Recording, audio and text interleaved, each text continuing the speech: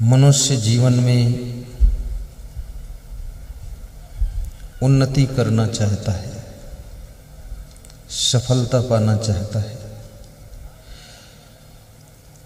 स्त्री हो या पुरुष, सबके मन में एक आस रहती है कि मेरा अच्छा मकान हो, मेरी अच्छी गाड़ी हो, मेरी अच्छी लाड़ी हो, मेरी अच्छी साड़ी हो और मेरी अच्छी खेती बाड़ी हो।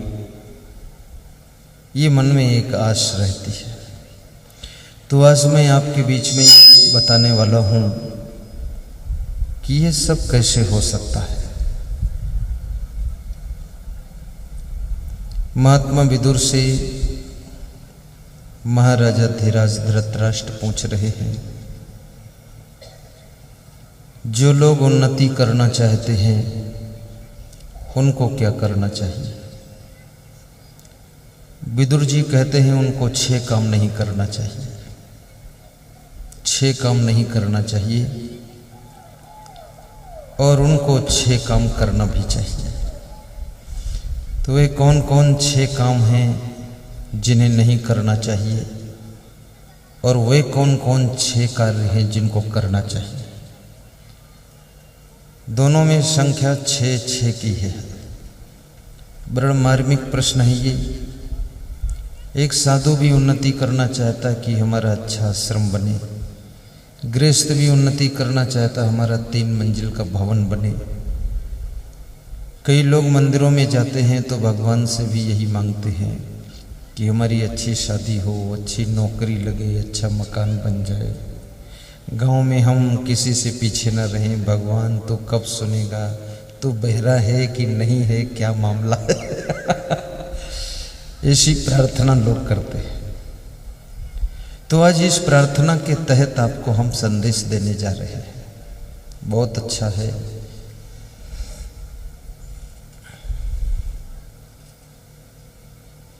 खड दोषा पुरुषेणे हतव्यम भूत मिच्छिता अति निद्रा तंद्रा भयम क्रोधम आलस्यम दीर्घ सूत्रता। ये 6 काम नहीं करना चाहिए।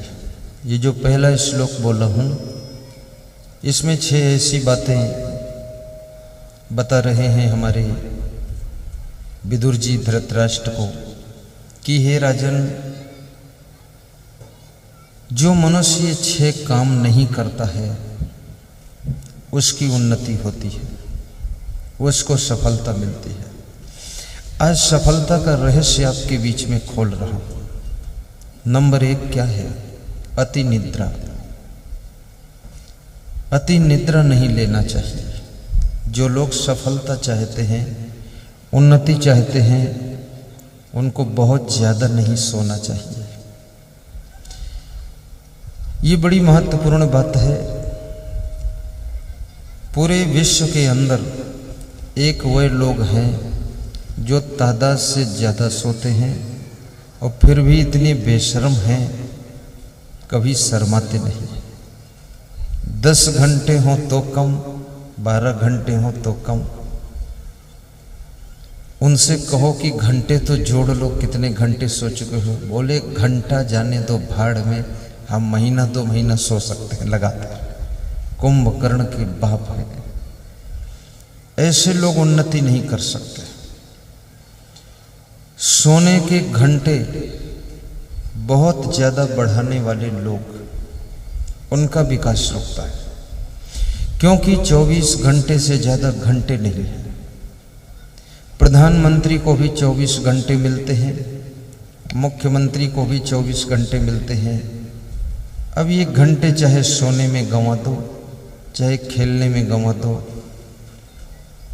चाहे गप सप लप में बिता दो, चाहे लड़ाई झगड़ा में बिता दो, चाहे जेल में बिता दो, चाहे बीमार होकर हॉस्पिटल में बिता दो, चाहे ये घंटे एक दूसरे के द्वार पर बैठ करके बातें करने में बिता दो, चाहे ये घंटे आप आलस्य में बिता दो। अभी जयपुर से फोन मेरे पास आया था तो मैंने कहा कुशल मंगल तो है ना। बोले सारी कुशल मंगल सत्यानाश हो गई है। तो मैंने कहा हुआ क्या? बोले पोता की लाड़ी आई है तो उसको ही लेकर सब बैठे रहते, काम तो करते ही नहीं, सब बंद कर दिया काम। तो हमने कहा वो लाड़ी में क्या करते हैं? बोले बातें करते रहते हैं। उसका ससुर भी, उसकी सासू भी, और उसका पति भी, और देवर भी, सब उसी में लगे रहते हैं, खीसे काटते रहते हैं। तो हमने कहा तुम बचे हो, तुम भी उसी में खीसे काटो, बस ठीक है और क्या। बोले मैं तो नहीं खीसे काटूंगा, चाहे बर्बाद सब हो जाए।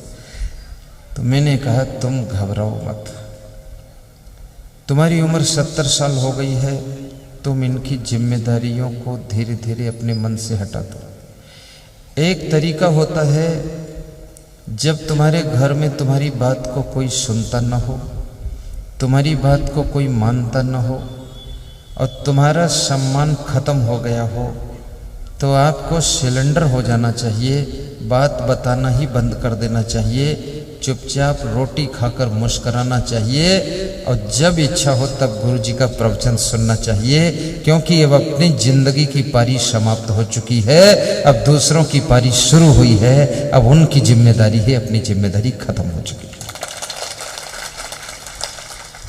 कहां तक इस दुनिया में हैरान हो गए।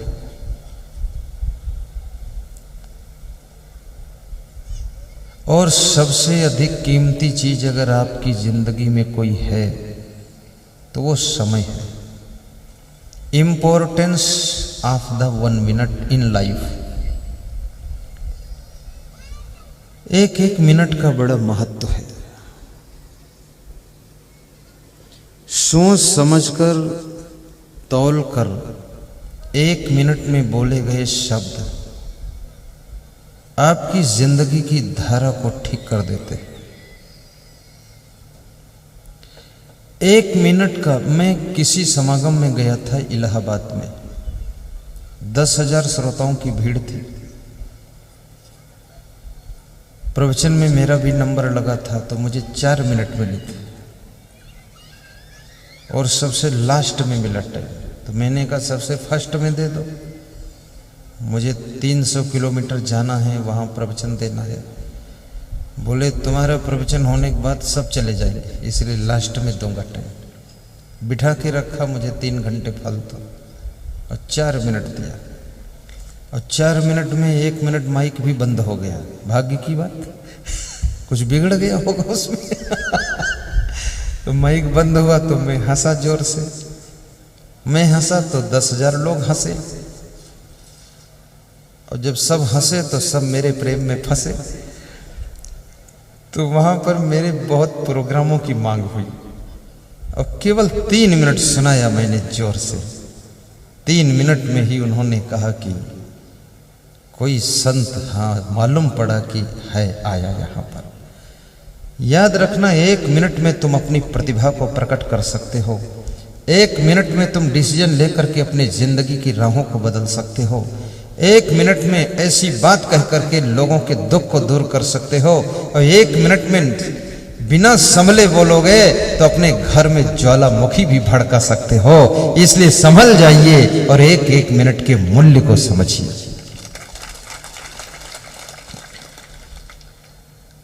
जिनके पास में 10 लाख रुपए हैं, लोग कहते हैं उनके पास बैंक में 10 लाख जमा है, लेकिन 10 लाख कमाया कहां से? उसमें साल भर समय लगा है, 2 साल समय लगा है, दिन रात खेती में मेहनत किया है, सर्विस किया है, बिजनेस किया है, या राजनीति किया है। राजनीति भी एक कमाई का साधन है। राजनीति को कितने लोगों ने बिजनेस मान रखा है। जमीन बेचकर चुनाव लड़ते हैं लोग, जुआ खेलते हैं कि एक बार जीत जाऊंगा, सारा ब्याज सहित वापस निकाल दूंगा, और फिर आकर के मंच पर बोलते हैं कि हम आपके सेवक हैं, तुम्हारी सेवा के लिए खड़े हैं, और फिर मन में सोचते हैं तुम वोट दो और हम तुमको चोट दें और तुमको धर के घोंट दें और दुनिया का सब नोट लें। बड़े कुशल होशियार होते हैं लोग। 100 में 20% नेता अच्छे होते हैं, उन्हीं के बल पर पार्टी चलती है और देश का कुछ कल्याण होता है। और 80% जो है बड़े फूहड़ लोग इसमें भर्ती हो जाते हैं। लेकिन तुम चाहे जिस पार्टी को वोट दो, दोनों में एक ही मॉडल के लोग, सब एक ही थैली के चट्टे बट्टे। 25% तो ऐसे हैं जो ये पार्टी छोड़कर उस पार्टी में जा चुके हैं, उस पार्टी को छोड़कर इस पार्टी में आ चुके हैं। खाली पार्टी का नाम बदला है, खाली लिफाफा बदला है, बाकी उसके अंदर माल वही है, चाहे जो तुम सभी करो। तुम सोचते हो इस पार्टी को हरा देंगे, उसको जिता देंगे, उसमें भी वही बैठा है भेड़िया, बहुत दिनों का भूखा है। राजनेता को राष्ट्र का सेवक बनना चाहिए, और ऐसे सेवक बनो।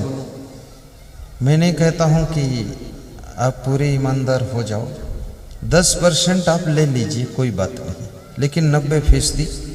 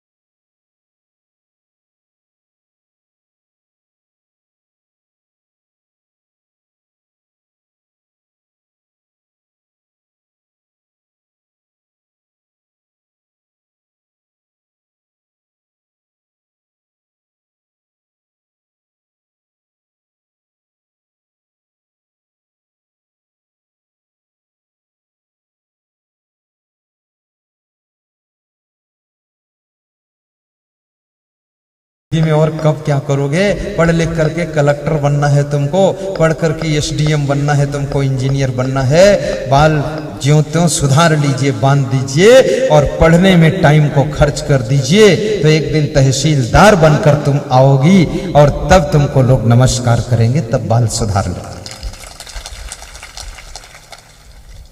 लड़कियों ने ज्यादा ताली बजाई, कल से ये बालों का लफड़ा खत्म कर देंगे। अब तो नौजवान जो विद्यार्थी हैं, स्टूडेंट, वो भी अभी इसी साल से ये फैशन आया है बालों में कटिंग का। चारों तरफ बाल पूरा काट देते हैं, बाईपास रोड निकालते हैं और बीच में चौराहे पर बाल उड़ रहे हैं रुई जैसे। मैं तो देखता हूं उसमें बहुत बेवकूफ आदमी है, इसको शर्म नहीं लगती है, और फिर उसमें और काट के गहरा गड्ढा बना के डिजाइन बनाते हैं। ये क्या कर रहे हो नाटक? तुम कहां इस खोपड़ी में उलझे हुए हो? अपने मन को संभालिए, अपनी ऊर्जा को सही प्रयोग कीजिए, अपनी जिंदगी को इतना संवारिए।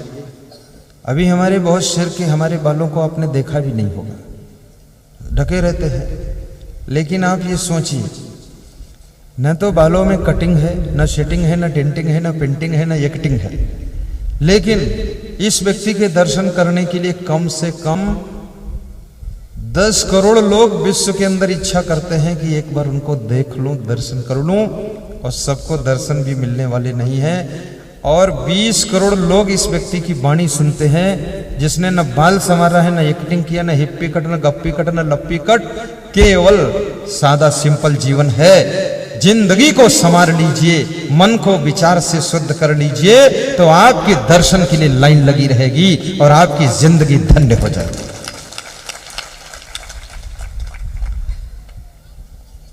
तो ये समय बचाइए। कितनी महिलाएं बर्तन मांजती हैं तो कटोरी पकड़कर पूछती हैं मांजू कि ना मांजू,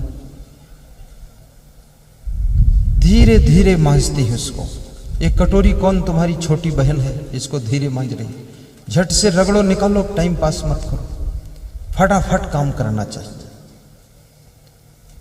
चाय लेकर के अगर जा रहे हो तो धीरे जाइए, हर काम में फटाफट भी नहीं हो सकता, लेकिन अगर बर्तन मांजने तो फटाफट मांजिए, झाड़ू फटाफट लगाइए, बिस्तर फटाफट बिछाइए, थोड़ा दौड़ कर काम करना सीखो। मैं तो दूसरों के कारण धीरे चलता हूं, नहीं तो मैं तो दौड़ने की इच्छा होती, कूद करके गाड़ी में बैठ लेता हूं अभी भी। और हमेशा आदमी को समय बचाना चाहिए और समय बचा करके अच्छे कार्य में खर्च कीजिए। कुछ नया करो, कुछ बड़ा करो, कुछ अच्छा करो, कुछ ऐसा करो जैसा किसी न किया हो, वैसा करके दिखाओ। इस दुनिया के अंदर याद रखना, विशेष कार्य करने वालों का ही सम्मान होता है, विशेष ऊंचाइयों को छूने वालों का ही आदर होता है, और विशेष श्रेणी में पहुंचने वालों का ही नाम होता है। बाकी सामान जनरल मर्चेंट में सारा काम खत्म हो जाता है। आपके अंदर विशेषण होना चाहिए। कितने लोगों को देखता हूं मैं, पैदल चलते हैं तो ऐसे चलते हैं, चींटी भी उनसे आगे निकल जाए ऐसी चाल चलते हैं।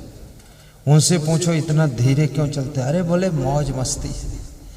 मौज मस्ती नहीं है, ये मूर्खता है तुम्हारी। ये मौज मस्ती किसके बल पर कर रहे हो तुम?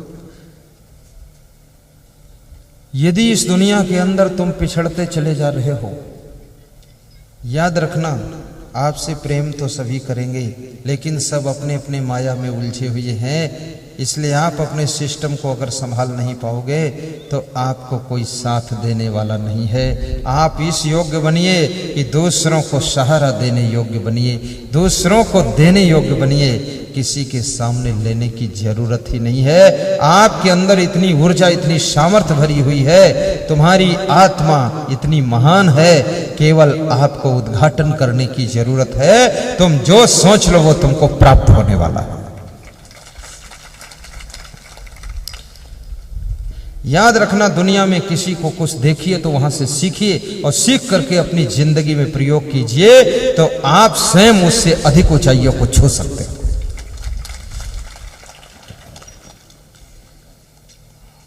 रुक्मिणी ने एक बार कृष्ण भगवान से जिद किया कि तुम रोज रोज कहां जाते हो, मैं भी साथ में चलूंगी, देखूंगी तुम कहां जाते हो। स्त्रियों को बड़ी चिंता हो जाती यदि उनका रोज रोज पति कहीं जाता हो तो वे सोचती ये कहां जाता है, संदेह होता है। इसलिए बहुत नेताओं की पत्नियां साथ में ही जाती है। मैं देखता हूं शिवराज सिंह चौहान की पत्नी साधना सिंह ज्यादातर उस साथ में साधना करती, बहुत कम छोड़ती शिवराज सिंह को। और राष्ट्रपति की पत्नी रामनाथ कोविंद जी की पत्नी वो भी साथ में भोपाल आई थी। तो मैं सोचा यहाँ पत्नी का क्या काम है। तो उसकी पत्नी बोलती तुमको क्या पता, यहाँ इतनी पत्नी आई है, पति का पता चलेगा कहीं, अपने पति को संभाल कर वापस ले जाऊंगी। तो ये अपने अपने माल को संभालना भी चाहिए। अपने बेटे को संभालिए, अपने बाप को संभालिए, अपनी पत्नी को संभालिए, अपने पति को संभालिए, अपने भाई को संभालिए, अपनी बहन को संभालिए। याद रखना, पैसा संभाल लोगे 10-20 हजार कोई बड़ी बात नहीं है। अगर अपनी फैमिली के सदस्यों को नहीं संभाल पाओगे तो ये सबसे बड़ा घाटे का सौदा होगा। इसलिए अपने मेंबरों को भी संभाल कर रखना चाहिए। 1 घंटे का समय अपने घर के सदस्यों पर भी ध्यान दीजिए। कौन कहाँ सोता है, कौन कहाँ बैठता है, कौन कहाँ जाता है, कौन क्या खाता है, कौन कहाँ घूमता है, कौन क्या बात करता है, कौन छत पे क्यों बात करता है, अलग क्यों बात करता है। जरा इस पर भी ध्यान दीजिए, नहीं ये बात करते करते उड़ जाएगा, तुम ढूंढे नहीं पाओगे इसको। बहुत खतरनाक स्थिति है। ये दुनिया संभालने वालों के लिए स्वर्ग है, जो संभाल ना पाए उनके लिए नरक है। आप नौकर को भी संभालिए अपने, नहीं नौकर आपका नाम डुबा सकता है, नौकर आपकी पत्नी को लेकर जा सकता है, नौकर आपकी बेटी को लेकर जा सकता है। नौकर पर ध्यान दीजिए, नौकर को नौकर जैसा रखिए, नौकर को अंदर बहुत जरूरत नहीं है। आपके घर में कोई नौकरानी है, ध्यान दीजिए कहीं नौकरानी घर की रानी न बन जाए, तुम्हारे लिए परेशानी न बन जाए। कितनी नौकरानी घर में बर्तन धोने का काम करने गई थी और बर्तन धोते धोते ऐसा पूरा घर धो दिया कि उस घर के पति को अपना पति बना लिया और जो पत्नी थी वो निकलकर बाहर हो गई। अब उस पत्नी की गलती है, वो देखती नहीं है मेरा पति किधर जा रहा है, नौकरानी की तरफ आकर्षित तो नहीं हो रहा है।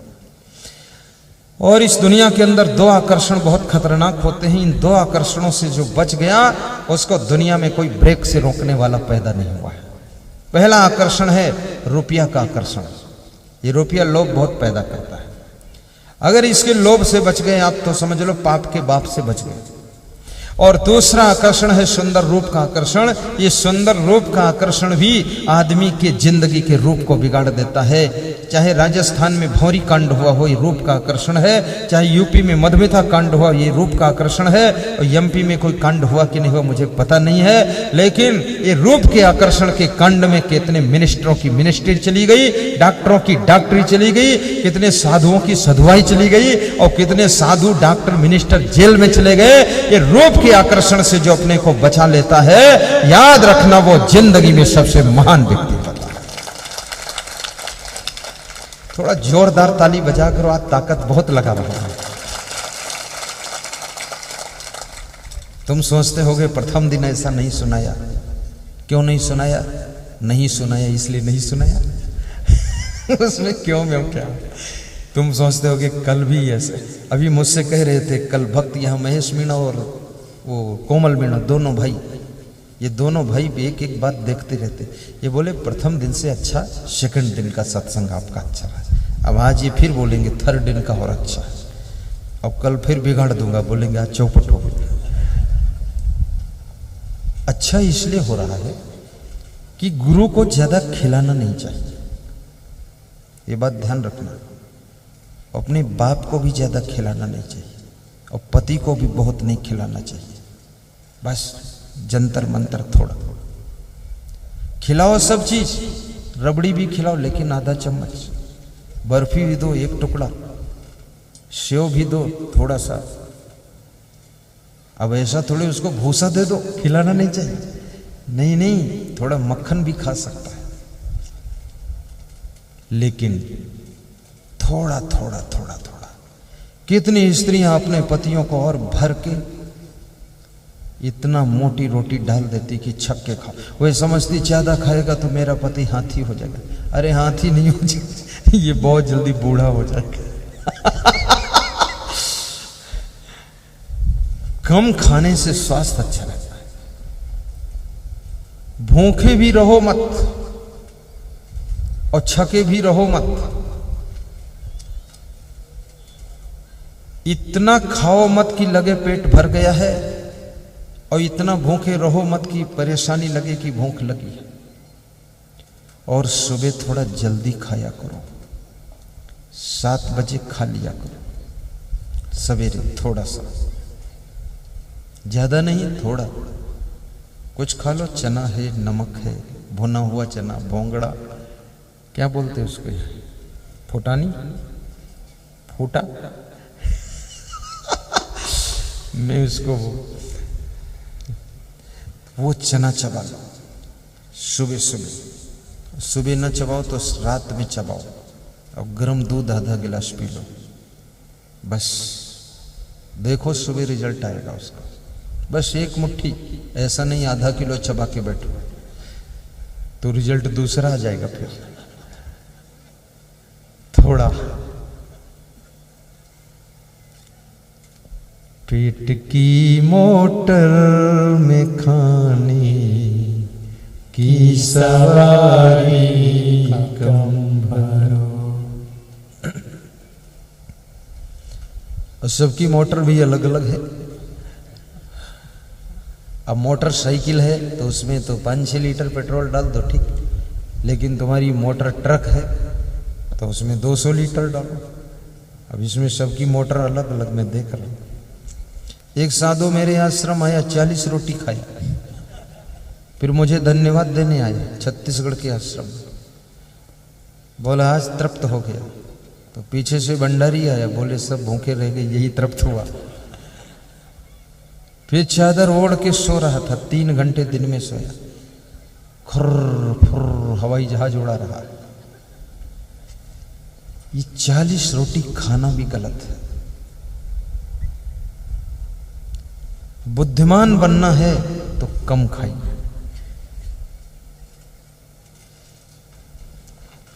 और बुद्धू बनना है तो ठोस ठोस कर खाइए। हर समय खुश रहना है तो क्या करना चाहिए? गलत काम कभी सोचिए मत, सोचिए मत गलत काम। करना तो बहुत दूर है, सोचना नहीं। जिसके मन में गलत काम सोचने में भी आता है वो कभी खुश नहीं रह सकता।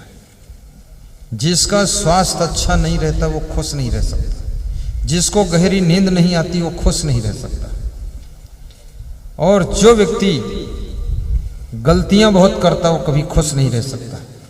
और याद रखना, अपनी खुशियों को खोना और गलतियों में डूबे रहना ये बहुत बड़ा घाटे का सौदा है। इन गलतियों को खो दीजिए और अपनी खुशियों को वापस प्राप्त कर दीजिए।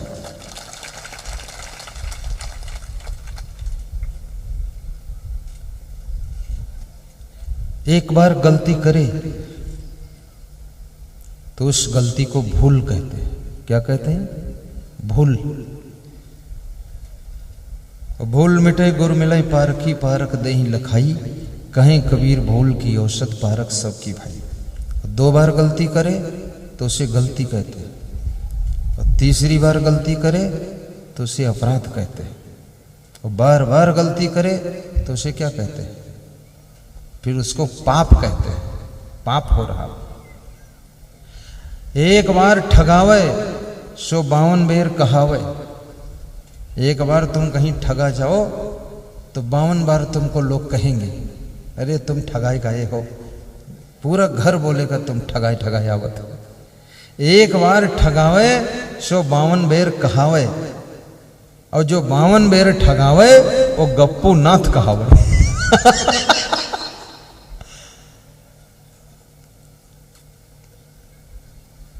भूल होना ये मानव का स्वभाव है। भूल हो सकती है, लेकिन भूल को कबूल कर लेना ये महामानव का लक्षण है कि मेरे से गलती हो गई, मंजूर करता हूं। और भूल दूसरे से हो जाए, उसको बचाने के लिए स्वयं पर कबूल कर लेना, ये संत हृदय का लक्षण है। और जिससे भूल कभी ना हो वो भगवंत हृदय का लक्षण है। और जिसके सामने बैठने वाले भी भूल ना कर सकें, वह भी जागृत हो जाए, तो समझ लेना ये महाभगवंत का लक्षण है, ये महाभगवंत का लक्षण है।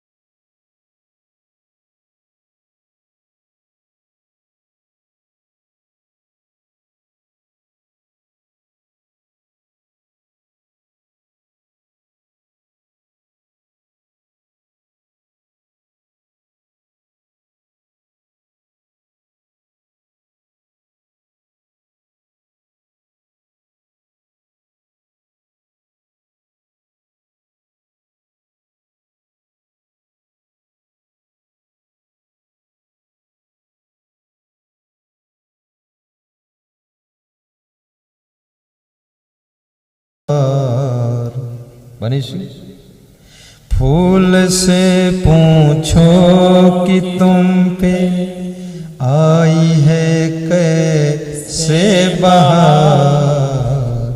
गुलाब का फूल तुम देखते हो ना, कहते हो बहुत सुंदर है। गेंदा, गुलाब, चंपा, चमेली, जूही, बेला सब फूल रख दी जाए एक टोकरी में, तुमसे कहा जाए मनमाना फूल उठा लो, सब फूल छोड़ दोगे, गुलाब का उठाकर सूंघ लो। और तुम कहते हो क्या सुंदर फूल है गुलाब का, इसका तो मुकाबला ही नहीं। लेकिन उस गुलाब के फूल से पूछो इतनी सुंदरता, इतना सौंदर्य, इतनी बहार, इतना आनंद और इतनी खुशबू कहां से आई उसके पास? तो फूल रोकर बता रहा है। क्या बताता है ये बहार कैसे आई है? फूल से पूछो कि तुम पे आई है कैसे बहार। आप किसी आदमी को देखते हैं कि ये गाड़ी में बैठा जा रहा है, कहते हो क्या ठाठ है। किसी को देखते हो बहुत अच्छा मकान बना हो, क्या बात है। किसी को देखते हो बहुत अच्छे कपड़े पहने हुए, क्या आनंद है। लेकिन उससे पूछो तो ये सब चीजें प्राप्त करने में तुझे क्या क्या झेलना पड़ा है। तब वो अपनी राम कहानी जब सुनाता है तो आंसू पोंछ लेता है कि इतने दुख उठाने के बाद इस कंडीशन में पहुंच पाया, रोने लग जाता है। फूल से पूछो कि तुम पे आई है कैसे बहार। कब तलक कांटों पे सोया डाल पर आने के बाद। फूल से पूछो कि तुम पे आई है कैसे बहार। कब तलक कांटों पे सोया डाल पर आने के बाद। कब तलक कांटों पे सोया डाल पर आने के बाद। कब तलक कांटों पे सोया डाल पर आने के बाद। हर मनुष्य की जिंदगी की राह कांटों भरी राह है। कभी तुम कर्जा में डूब जाते हो, मन में दुख होता है, इस कर्जा से कैसे पार होंगे, और कर्जा दिन रात बढ़ रहा है, ब्याज पर ब्याज लग रहा है। लेकिन याद रखना, कर्जा तुमने लिया है, और जिसमें कर्जा लेने की क्षमता है उसको ये पता होना चाहिए कि उसमें कर्जा चुकाने की भी क्षमता है। इसलिए कभी कर्जा हो जाए, कर्ज फर्ज मर्ज, तीनों से सावधान रहिए। मर्ज बीमारी को कहते हैं, फर्ज कर्तव्य को कहते हैं, और कर्ज जो किसी से आपने पैसा लिया है ब्याज पर, इसके प्रति लापरवाह मत रहिए, अन्यथा छोटी सी बीमारी बड़ा रूप ले लेगी और अपने कर्तव्य के प्रति लापरवाह हो जाओगे तो आपकी जिम्मेदारियां भी खो सकती है, आपकी क्रेडिट खराब हो सकती है। इसलिए अपने कर्तव्य के प्रति जागृत रहो, भाव के साथ। मुझे रोटी बनाना है तो बनाना है, झाड़ू लगाना है तो लगाना ही है। चहुमुखी बहुमुखी माइंड रखिए, एक मुखी दृष्टि मत रखिए। एक सेकंड में, एक नजर में सब ध्यान दीजिए, और इस दिमाग का जितना प्रयोग करोगे उतना ये दिमाग बढ़ेगा। इसके अंदर जो सेल्स है माइंड के अंदर, वो एक्टिवेट होता चला जाएगा। सरसत के भंडार की बड़ी अपूर्व बात, और ज्यों खर्चे त्यों त्यों बढ़े, बिन खर्चे घट जाते। ये सरस्वती, ये बुद्धि जितना खर्च करो उतना बढ़ती है। अतिशय रगड़ करे जो कोई, अनल प्रकट चंदन से हो। जिस विद्यार्थी को लगता है कि मैं नहीं पढ़ पाऊंगा, हिम्मत मत हारिए मेरे प्यारे। तुमसे कम बुद्धि के लोग पढ़ करके इंजीनियर हो गए। हमारे साथ एक विद्यार्थी पढ़ता था, बहुत कम बुद्धि का था, तो बड़ी रगड़ी मारता था। कहता था कुछ बनना तो है हमको भी। रगड़ रगड़ के बहुत मेहनत किया, इंजीनियर हो गया वो। अब उसको इंग्लिश नहीं आती थी, तो इंजीनियर बनने के बाद ट्यूशन पढ़ता था इंग्लिश की। तो मुझे मिला तो मैंने कहा क्या कर रहे हो संतोष? बोले ट्यूशन पढ़ने आया हूँ, इंजीनियर बन गया हूँ। आप तो साधु हो गए, हम इंजीनियर हो गए। तो हमने कहा कि इंग्लिश आती नहीं है। बोले स्पेलिंग सब गलत ही हो जाते, ट्यूशन पढ़ लेंगे इज्जत बच जाएगी।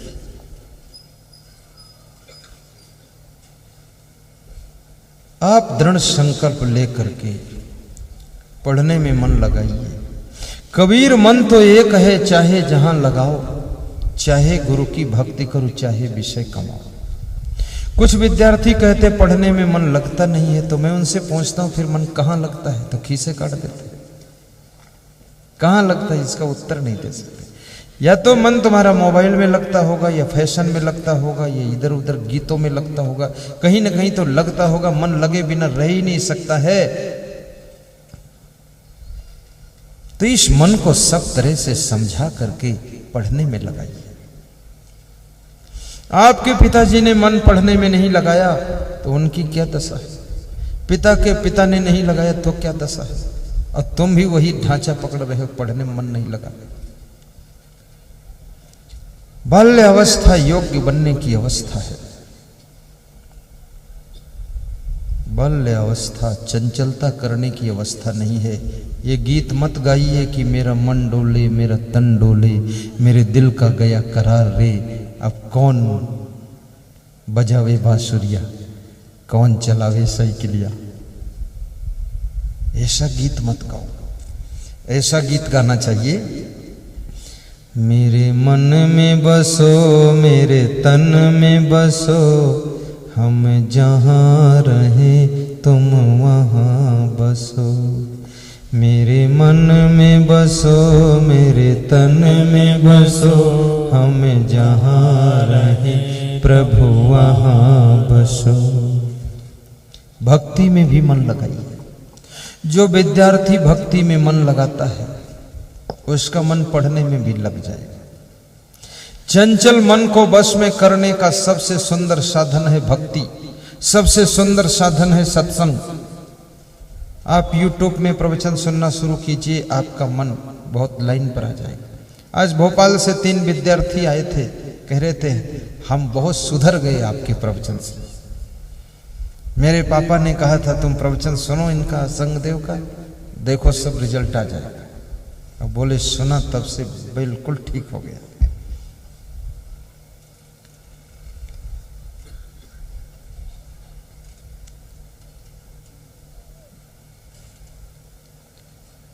खड़दोषा पुरुषेणी हातव्यम भूतमिच्छिता अति निद्रा।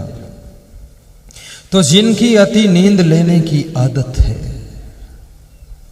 ये 6 काम छोड़ना चाहिए। जो सफलता चाहते, उन्नति चाहते, जहां बैठते वहीं ऊंघ जाते हैं। तंद्रा, और दूसरा क्या छोड़ना चाहिए? तंद्रा की आदत छोड़ो। तंद्रा किसे कहते हैं? तंद्रा माने ना तो जागना ना तो सोना, बीच में ऊंघते रहना, झपकी मारना फिर आंख खोलना। कितने लोग पूरा सोते भी नहीं, पूरा जागते भी नहीं, ऊँघते रहते हैं। तुम कहो क्या सो गए? बोले कहाँ सोए, हम तो जाग रहे हैं। तंद्रा की आदत को भी छोड़ो। स्टूडेंट अगर तंद्रा में रहता है तो टीचर जो पढ़ा रहा वो पूरा समझ नहीं पाएगा, झपकी मार लेता है। अगर श्रोता तंद्रा में है, गुरुदेव जो सुना रहे वो सुन नहीं पाएगा, झोंका मारेगा। और याद रखना ये सब शरीर की आदतें हैं और कुछ भी नहीं है, कुछ भी नहीं है। तुम अगर मन से संकल्प ले लो, बिना घड़ी के 4 बजे जाग सकते हो। और तुम अगर आत्मा से संकल्प ले लो तो रात में 12 बजे फिर जाग सकते हो। और तुम अगर संकल्प ढीला कर दो तो घड़ी का अलार्म भी बजता रहे तो भी नहीं जागोगे। बड़ी घंटी कोई बजाता रहे खोपड़ी पर, तो तुम्हारी खोपड़ी पर ईंट लग जाए तो भी नहीं उठोगे। ऐसे ऐसे कर दोगे, ठीक है, फिर सोते रहो। तुम्हारी पूरी जिंदगी संकल्पों से बंधी हुई है। और संकल्प और प्रतिज्ञा और प्रण, इनमें बड़ी खासियत होती है। तुम्हारे अंदर जो गुप्त रूप से स्टॉकेज, स्टोर में ऊर्जा है, संकल्प से वह ऊर्जा भी प्रयोग होना शुरू हो जाती है। मन में निश्चय कीजिए, किसी गांव में आग लग गई, गांव जलने लगा, घर जलने लगे, सामान जलने लगा। तो किसी घर में एक बुढ़िया 6 साल से बिस्तर पर पड़ी रहती थी, घर में उठ नहीं पाती थी। तो उस बुढ़िया का कोई ध्यान ही नहीं दिया, लोग अपने बच्चों को उठाने लगे, सामान उठाने लगे। और बूढ़ी माँ को कौन उठाए? और लोग ये भी सोचते थे आखिर चिता में जलाना ही है तो इसी में जल जाए तो क्या फर्क है। वो गए थे लोग बीमारी से, बुढ़ापे से।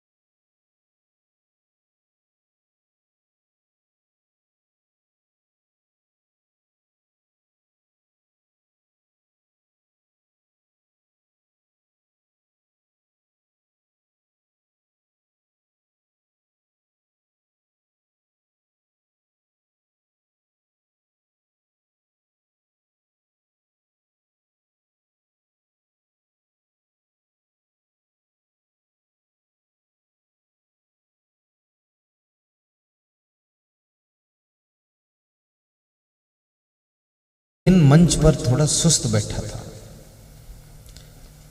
तो लोग यहाँ फूल भेंट करने आए, दक्षिणा देने। तो एक माता जी आई, बोले गुरुजी आप दुखी हो क्या, सुस्त क्यों हो? उसने मुझे रीडिंग किया। तो मैंने कहा माता जी दुख कोई नहीं है, सो रहे थे और आधी नींद में जागना पड़ा और तुरंत आना पड़ा, तो सुस्ती अभी दूर नहीं हुई। तो फिर मैंने बाम लगाया, बाम लगाकर सुस्ती दूर किया। तो उसने कहा अब ठीक है, आप दुखी नहीं आप ये रीडिंग होता चेहरा कि आप दुखी हो कि टेंशन में हो कि तनाव में हो कि गुस्सा में हो कि क्रोध में हो कि भयभीत हो, क्या हो, ये सारी चीजें झलकती हैं आपके चेहरे के ऊपर।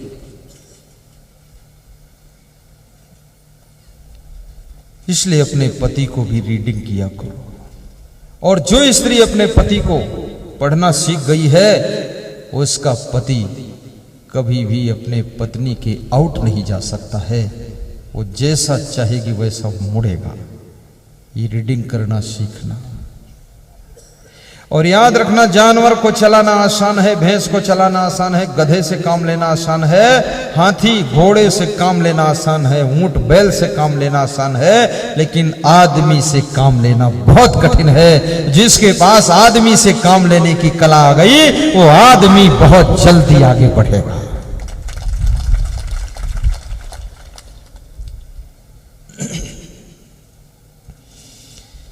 भीड़ आदमी की है, आदमी अकेला है। भीड़ आदमी की है, आदमी अकेला है। कौन किसका साथी है, जाना जब अकेला है। भीड़ आदमी की है, आदमी अकेला है। किसी की तुम मदद करते हो, परोपकार करते हो, धर्म करते हो, अच्छा करते हो, तो याद रखना उसका पुण्य आपके पास इकट्ठा हो रहा है। तुम्हारे साथ 10 गुना अच्छा करने वाले लोग जन्म जन्म में मिलेंगे।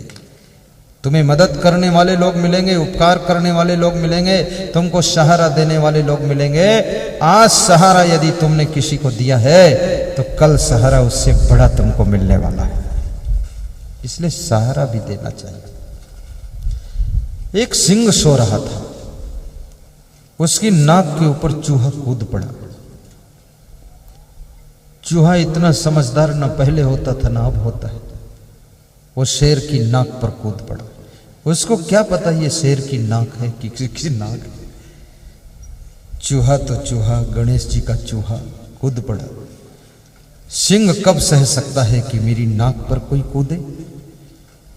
सिंह गुर्राया और पंजे में चूहे को पकड़ दिया और बोला रगड़ कर चटनी कर दूंगा, मार दूंगा। दिमाग खराब, मेरी नाक पर कूदा है। चूहे ने कहा महोदय मुझे नहीं पता थी कि आपकी नाक है। बोले तो किसकी नाक है?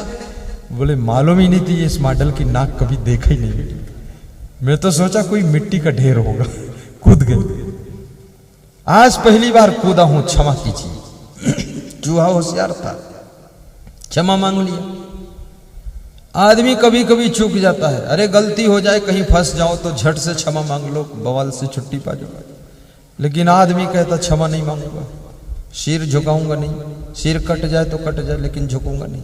ये फालतू बात मत कर, क्षमा मांग ले, मैटर को खत्म कर दे। वही माफ कीजिएगा महोदय, गलती हो गई। इतने शब्द कहने से अगला व्यक्ति खुश हो जाता है। तो उस चूहे ने माफी मांगी कि माफ करो, आज छोड़ दो आप मुझे, इतना उपकार कर दो मेरे साथ। मैं तुम्हारे पंजे में आ चुका हूं, मार सकते हो मुझे पता है, लेकिन आज यदि तुम हमको मार दोगे तो कल तुम जिंदा नहीं रहोगे। और आज यदि तुम हमको छोड़ दोगे तो कल तुमको बचाने के लिए मैं ही आऊंगा। आज मुझे बचाओ। शेर ने सोचा ये चूहा तो बड़ा विद्वान है, इतनी बड़ी बातें कर रहा है। शेर ने सोचा छोड़ देता हूं, किसी दूसरे ने तो देखा भी नहीं कि नाक पर कूदा है, मैं ही तो जानता हूं, किसी को बताऊंगा ही नहीं तो इज्जत तो बची ही रहेगी। याद रखना, मनुष्य एक ऐसा प्राणी है जिसकी मान और मर्यादा, जिसका सम्मान और इज्जत बहुत बड़ी चीज होती है।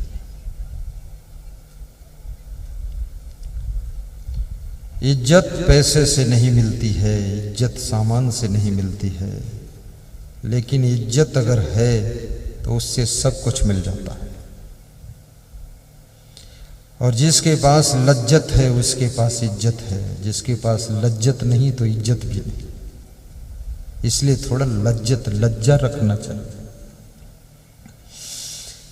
तो छोड़ दिया सिंह ने, जाइए आप, दोबारा ऐसी गलती मत करना। दूसरे दिन शिकारी ने सिंह को जाल में फंसा लिया, और सिंह जब जाल में फंसा बड़े जोर से दहाड़ा, गुर्राया, चूहा निकल कर आया। उसने कहा आवाज मत कीजिए, नो डिस्टर्ब, साइलेंट रहो, 1 मिनट का काम। यहां सिंह का ताकत काम नहीं करेगा, यहां चूहे के दांत काम करेंगे। चूहे ने अपने नुकीले दांतों से जाल को तुरंत काट दिया और सिंह से कहा मेरे दोस्त निकल कर चले जाइए, कल यदि तुम मुझे मार देते तो आज तुम भी मारे जाते, कल तुमने मुझे बचाया तो आज मैंने तुम्हें बचाया। सहारा देने वालों को सहारा मिला करता है।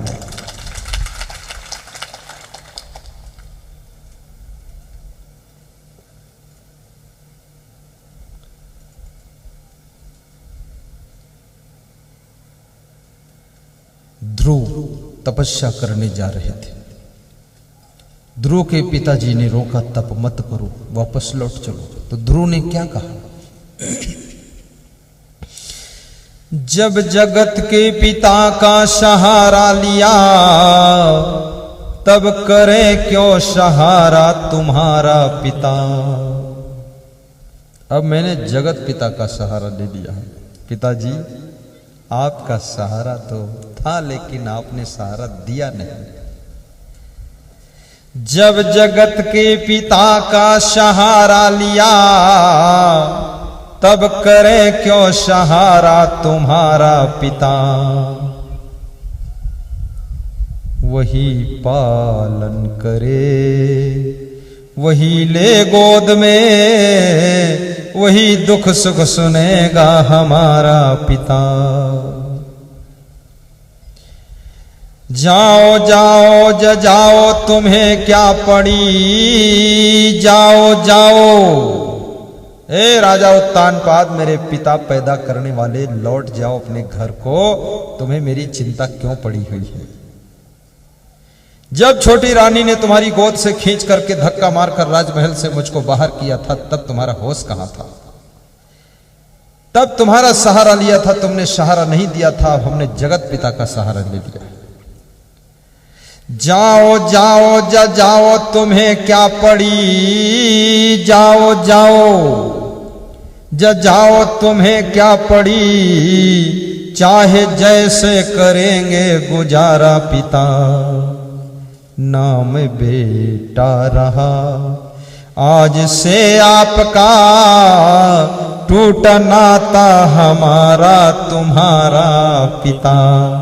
जब जगत के पिता का सहारा लिया तब करे क्यों सहारा तुम्हारा पिता।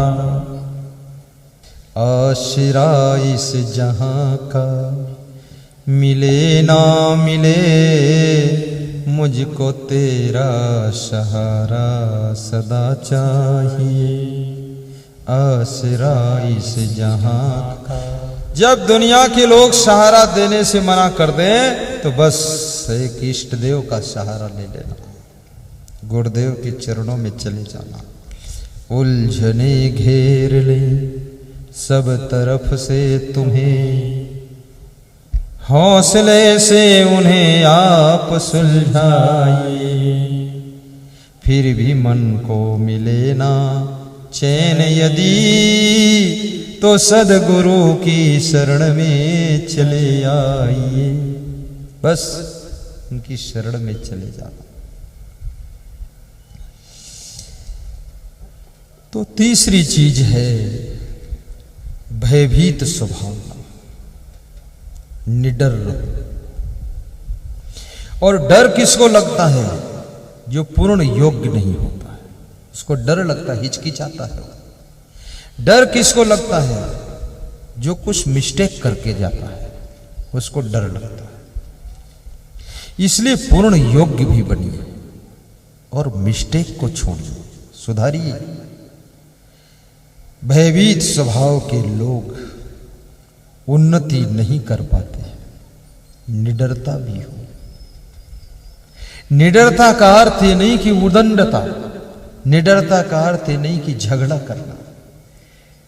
निडरता हो लेकिन निडरता में भी नम्रता हो। जैसे श्री कृष्ण भगवान निडर थे, डरते नहीं थे। जब दो राक्षसों ने आकर के गोकुल में आग लगा दी और गोकुल की झोपड़ियां जलने लगी, तो गोपी ग्वाल कृष्ण के पास में आए। कृष्ण कदम के वृक्ष की डाल पर बैठकर बांसुरी बजा रहे थे। बोले, कृष्ण तुम यहां बांसुरी बजा रहे हो और गोकुल जला जा रहा। बोले, क्या बात? बोले, राक्षस आए हैं मथुरा तरफ से, उन्होंने आग लगा दी, गोकुल की झोपड़ियां जल रही। कृष्ण धीरे से उतरते हैं, पेड़ से नीचे आते हैं और कहां है राक्षस, चलो बताओ।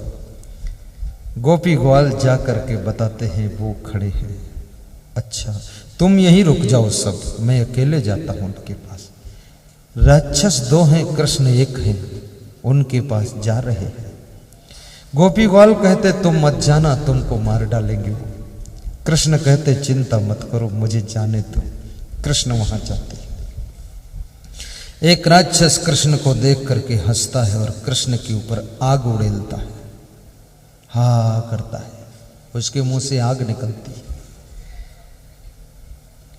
कृष्ण उसकी आग में खड़े हैं और हंसते रहते हैं, जलते नहीं। फिर कृष्ण ने उसको एक लात मारी और उठाकर फेंका, दूर गिरा, वो मर गया। दूसरा फिर आया, वो हंसता है और आग फेंकता है। कृष्ण ने चक्र सुदर्शन चलाया, उसके पेट में छेद करके और उसको मार कर गिरा दिया। गोपी ग्वाल सब डरे हुए, क्या होगा क्या होगा। जब दोनों राक्षस खत्म हो गए, तालियां बज गई। गोपी ग्वालों ने कहा, यह अवतार हो चुका है, तभी इतना बड़ा काम हुआ है। याद रखना भाइयों बहनों, जो निर्भय होता है वो अवतारी पुरुष ही होता है। इसलिए डरा मत करो, लेकिन विवेक से भी काम किया करो। डरा मत करो और ऐसे सब जगह लड़ा मत करो। जरासंध से कृष्ण ने आमने सामने लड़ाई नहीं किया, वहां भीम को लड़ाया जाकर के। दुर्योधन के सामने कृष्ण ने लड़ाई नहीं किया, वहां अर्जुन को लड़ाया, भीम को गदा चलवाया। जहां कोई न लड़ सके तब तुम लड़ जाना, और जहां लड़ने वाले हो तो उनको लड़ने देना। जहां सब काम कर सकते तो उनको करने देना, और जो काम कोई ना कर सके उसको खुद कर देना, तभी तुम्हारी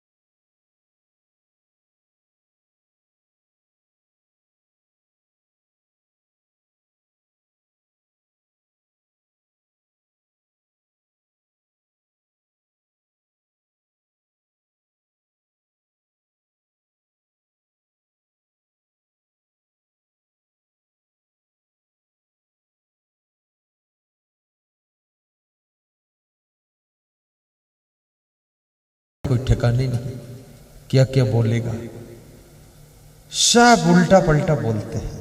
खैर मैं तो अखबार नहीं पढ़ता, पता नहीं है पूरा पूरा, लेकिन किसी किसी से सुनता हूं।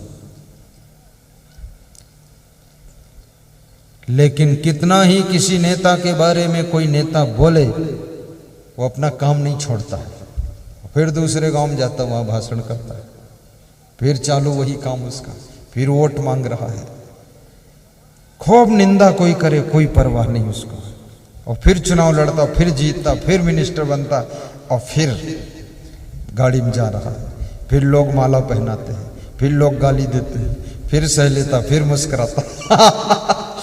बहुत मजेदार है। नेताओं से भी सहना सीखो, नेताओं से भी गम खाना सीखो, और पार्टी पार्टी की लड़ाई होते हुए भी दांव पड़ता है तो फिर दो पार्टी एक में हो जाते हैं, एक दूसरे को समर्थन दे देते हैं कि मुख्यमंत्री तुम्हारा, उप मुख्यमंत्री हमारा, और मूर्ख मंत्री दूसरे का, सब बना लेते हैं, मुख्यमंत्री मूर्ख मंत्री बन जाते हैं, पूरा शासन हाथ में संभाल लेते हैं। जो एक दूसरे के जानी दुश्मन से नेवला और सांप जैसे थे, बिल्ली और कुत्ते जैसे रहते थे, एक दूसरे को देख नहीं सकते थे, वह एक दूसरे के पास कुर्सी पर बैठकर चाय पीते हैं और सीटों का बंटवारा करते हैं और कहते हैं हमारा तुम्हारा गठबंधन है, और दोनों खुश हैं। और फिर 6 महीने बाद वो गठबंधन भी टूट गया, फिर अलग अलग है, फिर एक दूसरे की बुराई कर रहे हैं कि इससे ज्यादा दुष्ट कोई नहीं है, ये तो भ्रष्ट बहुत है, और फिर अगले चुनाव में फिर एक साथ है। अब ये नेताओं की ताकत थी। और तुम यहां क्या करते हो? तुम भाजपा और कांग्रेस और सपा लपा बसपा घसपा इसको लेकर आपस में लड़ते रहते हो। तुम कभी जुड़ नहीं पाते हो और वे कभी टूट नहीं पाते हैं। वे लड़ते हैं फिर जुड़ते हैं और तुम कभी जुड़ते ही नहीं हो, लड़ते ही रहते हो। उन नेताओं से सीखो जो ऊंचाई पर बैठे हैं, वे सब एक में जुड़ जाते हैं। तो तुम क्यों लफड़म फंसे हो? तुम भी जुड़ के रहा करो। कलाएं सीखो।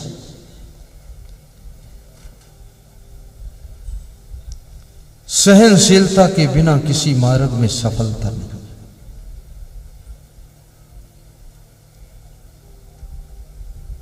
गम खाना ऊंचाई पर पहुंचने का साधन है। विष्णु भगवान तप कर रहे थे, ध्यान में बैठे थे। परशुराम के पिता भृगु जी आते हैं और उनके सीने पर लात मार देते। कुछ भी गलती नहीं किया था विष्णु भगवान ने, वह चुपचाप बैठे थे ऐसे। अब कोई आंख बंद करके बैठा हो, कोई सीने पर लात मार दे तो बात तो गलत है। विष्णु भगवान ने उनका पैर पकड़ लिया और कहा कि मेरा सीना बड़ा कठोर है, आपके पैर इतने कोमल हैं, ब्राह्मण बालक हो, आपके पैर में चोट लग गई होगी, लाओ इसको थोड़ा सहला देता हूं। भृगु जी शर्मिंदा होकर तप करने चले गए और बोले मैं बहुत मूर्ख आदमी हूं, खाम खा लात मारा। विष्णु भगवान ने लात सह ली तो वे जगत पूज्य हो गए, उनके मंदिर बन गए। और भृगु जी ने खाम खा लात मारी तो उनके मंदिर दुनिया से खत्म हो गए। याद रखना, सहने वाले की ही पूजा होती है, इसलिए गम खा लेना चाहिए। और बहुत जल्दी गर्म भी मत होना, ठंडे रहो। धन्यवाद धन्यवाद। एक सम्राट के दरबार में कोई सौदागर, हीरे का व्यापारी हीरा बेचने गया।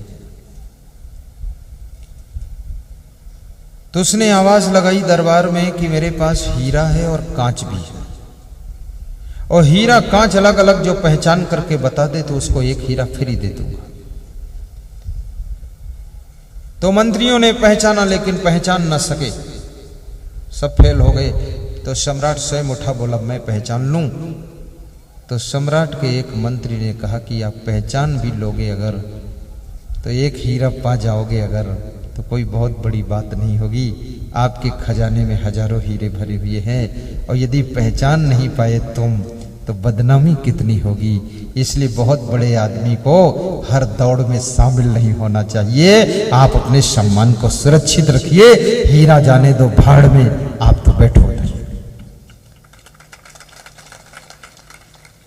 कितनी बड़ी बात है। जो तुम्हारे सम्मान की फिक्र करे उसको धन्यवाद देना, मना करे तो मान जाना। आपकी वाइफ कभी कभी कहती है ये बुशर्ट जो पहने हो पीले रंग का इसको उतारो, आज लाल रंग का पहन कर जाओ। तो तुम कहते हो कि बवाल बनाती, रोज रोज हम यही पहनेंगे। नहीं नहीं, तुम उतार दो, क्योंकि तुम अपने बुशर्ट को देख नहीं पा रहे हो, वो देखती है, मैच नहीं कर रहा है इसलिए बता रही है। उसकी इच्छा है कि मेरा पति सुंदर लगे और मेरा पति जहाँ जाए सम्मान पाए, इसलिए तेरा बुशर्ट चेंज करवा रही है। उसको धन्यवाद दे दो। कभी कभी हमारे संत, आज एक रामपाल नाम के संत, रामपाल, तो मुझसे बोले वहां ब्रजेश नगर में पीपल खोट के पास, बोले गुरुदेव थोड़ा पगड़ी को नीचे कर लिया जाए। तो मैंने कहा क्यों? तो बोले थोड़ा बाल दिख रहे हैं, ऊंचे हो गई है। तो मैंने कहा पूरा पगड़ी खोल दो। अरे बोले नहीं गुरुदेव। तो मैंने कहा आपको मेरी पगड़ी की भी फिक्र है, कितना प्रेम है, कितना ध्यान है, कितना ख्याल है। अपनी फिक्र नहीं है, मेरी फिक्र है कि पगड़ी थोड़ा नीची कर लो। धन्य हो तुम, देवता हो। तो मुस्कुरा कर दूर खड़े हो। तुम्हारे कपड़ों का जो ख्याल करे, तुम्हारे पैंट शर्ट का ख्याल करे, तुम्हारे बिस्तर का ख्याल करे, वो कोई साधारण व्यक्ति नहीं है। वो अपनी आत्मा से ज्यादा तुमको मानता है, इसलिए तुम्हारी फिक्र कर रहा है। उसको धन्यवाद देना और उसकी बात को भी मान लेना। सम्राट मंत्री की बात को मान करके बैठ जाता है। सम्राट की सभा में एक अंधा गायक बैठा था, भजन सुनाता था। उसने कहा मैं पहचान करूं? तो सम्राट ने कहा आंख वाले नहीं परख सके तो तू बिना आंख वाला क्या परखेगा, कौन कांच है कौन हीरा है। तो उस अंधे गायक ने कहा हर चीज आंख से नहीं परखी जाती है, हर चीज परखने का तरीका अलग अलग होता है। जैसे खीर आपसे कहा जाए आंख से परखो ये मीठी है कि शक्कर कम है कि ज्यादा है, आंख से देखकर नहीं बता सकते, वो जीभ से परखी जाएगी। जैसे खुशबू आपसे कहा जाए आंखों से देखकर बताओ खुशबू आ रही कि नहीं रही, आंख से नहीं नाक से वो सूंघनी पड़ेगी। जैसे कोई लोहा गर्म है कि ठंडा है आप बताओ आंख से देखकर, आंख से नहीं पता चलेगा, वो छूने से पता चलेगा। हर चीज आंख से पता नहीं चलती है, और आंख से देख करके तुम चीज पर डिसीजन लोगे तो धोखा भी खा जाओगे। इसलिए आंखों से देख करके लोग शादी करते ना, कि लड़का बहुत अच्छा है, देखा क्या उसका मुंह देखा, हाथ पांव देखा, लंबाई चौड़ाई देखा, बहुत अच्छा है, आंखों से देख लिया। लेकिन उसको बहुत तरीकों से देखना पड़ेगा। हर एंगल से देखिए कैसा है लड़का, कैसी है लड़की। और शादी के पहले तो सभी बहुत अच्छे होते हैं। लड़का भी ऐसे खड़ा होता है जब शादी का चुनाव होता है, जैसे लगता है अयोध्या के राम जी खड़े हैं। तय हो गई शादी, और शादी होने के बाद वो लंका के रावण निकले, दारू पिए बैठे। शादी होने के पहले हर लड़की ऐसे कोमल खड़ी होती है, थोड़ा टेढ़ी मेढ़ी, लगता बहुत भोली भाली है, और शादी होने के बाद वो सुपर्णखा बनकर आती है, बहुत खतरनाक। इसलिए बहुत लोग धोखा खाकर बैठे हुए, लेकिन अब क्या करें, फंस गए।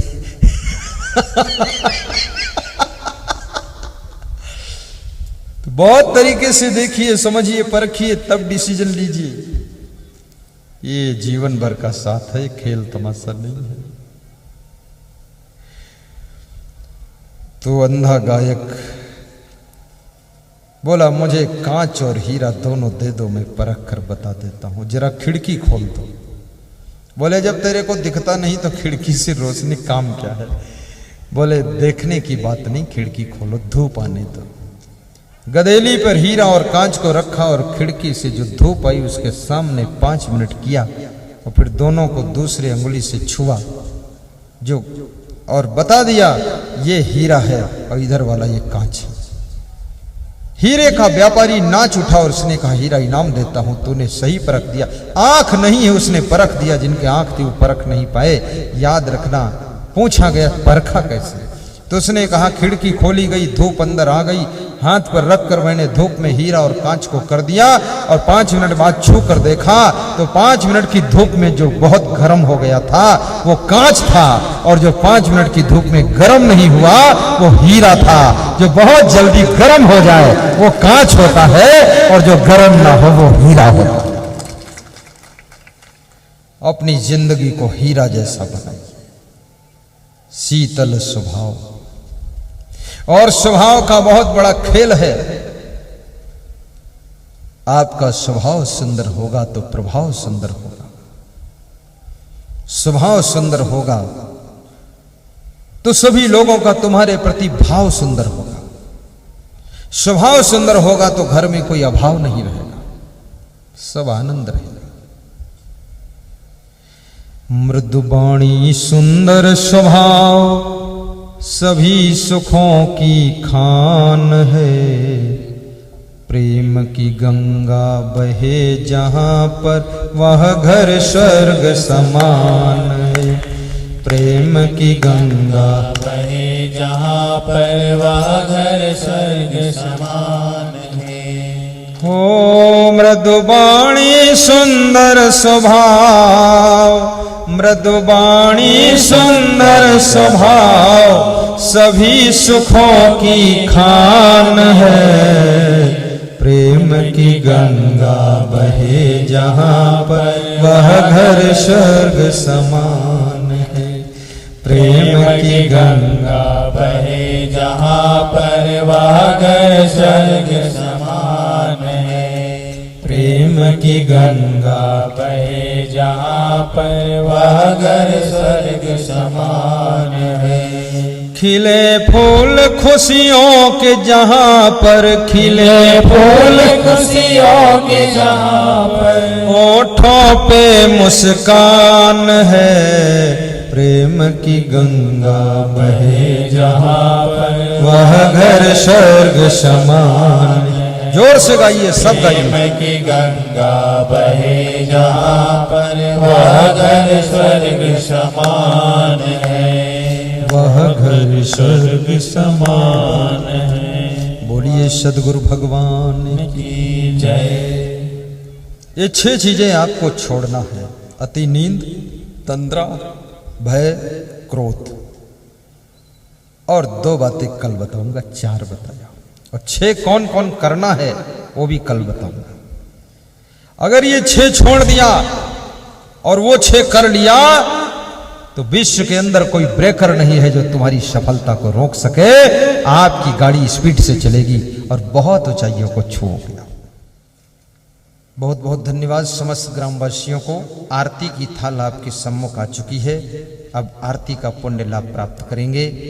अपने अपने स्थान पर हाथ जोड़कर भाव श्रद्धा से खड़े होंगे और आरती का लाभ लें। ताली बजाते हुए आरती करें। उसके बाद आरती की थाल का दर्शन करें और आरती की थाल का दर्शन करें।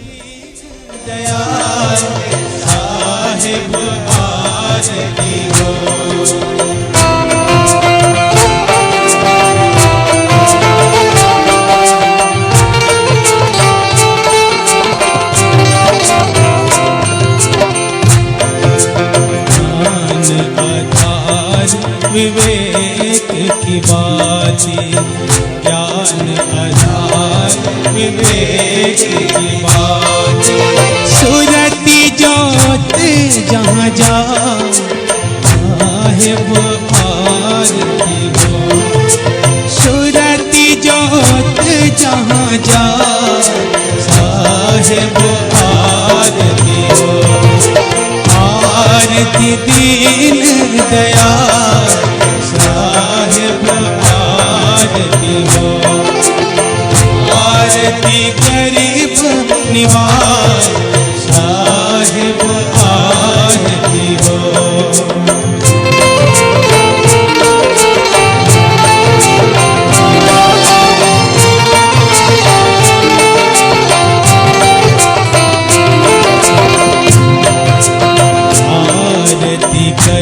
सतगुरु साहिब की आरती करो। सतगुरु साहिब की जहाँ सब संत समान साहेब आरती हो।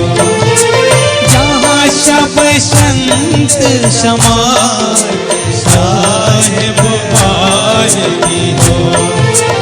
आरती दीन दयाल साहेब आरती हो। आरती गरीब निवाज साहेब आरती हो।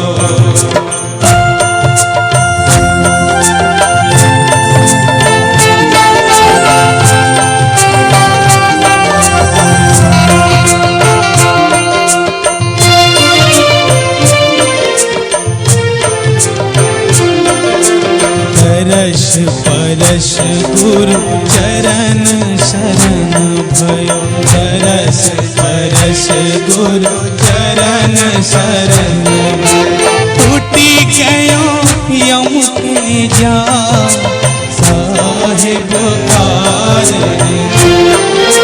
टूटी गयो यम के जाल साहेब आरती हो। आरती गरीब निवाज साहेब आरती हो। आरती दीन दयाल साहेब आरती हो।